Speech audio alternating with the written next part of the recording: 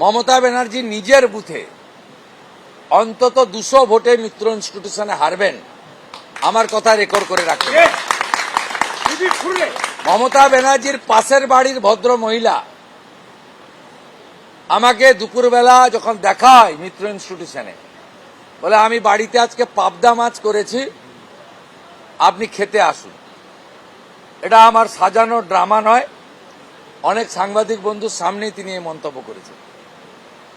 আমি যখন বিকালবেলা রমেশ মিত্র ইনস্টিটিউশনে যাচ্ছিলাম, সেখানে অনেকগুলো গরিব মানুষ, আমি তাদের বস্তি ঝুপড়ি এসব বলে মানে বলতে চাই না, তারাও সমাজের নাগরিক, সহনাগরিক, কিন্তু তারা অর্থনৈতিকভাবে দুর্বল, বড় লোকের বাড়িতে, অর্থনৈতিকভাবে শক্তিশালী লোকের বাড়িতে পরিচারিকার কাজ করে জীবনযাপন করেন। তারা যেভাবে ডেকে নিয়ে আমাকে ভালোবাসা দিয়েছেন, আমি ভবানীপুর এলাকায় যত আয়া, সেবিকা এবং পরিচারিকা মা এবং দিদি আছে তাদের প্রণাম জানাচ্ছি। আমি আশাবাদী না, আমি নিশ্চিত 7টি ওয়ার্ডে আমার ন্যূনতম 30,000 লিড থাকবে।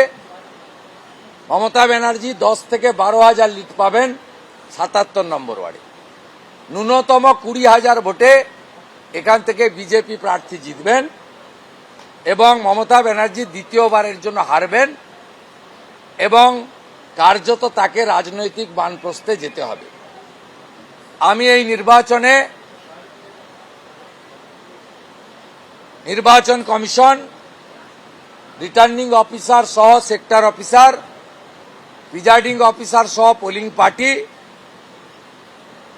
কেন্দ্রীয় আধা সামরিক বাহিনী সহ স্পেশাল পুলিশ অবজারভার এবং কলকাতা পুলিশের একটি বড় অংশকে ধন্যবাদ জানাবো। আলিপুর, ভবানীপুর, চেতলা, কালীঘাট এই থানাগুলির কর্তা ব্যক্তিরা যেভাবে মেরুদণ্ড সোজা রেখে ইলেকশন কমিশনের নির্দেশ কার্যকর করেছেন, হ্যাটস অফ টু এভরিবডি।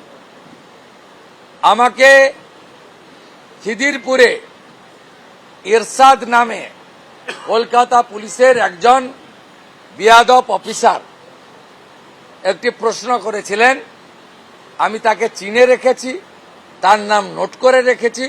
4 তারিখের পরে ওই ভদ্রলোকের সঙ্গে আমার দেখা হবে। এবিপি আনন্দ, এগিয়ে থাকে, এগিয়ে রাখে।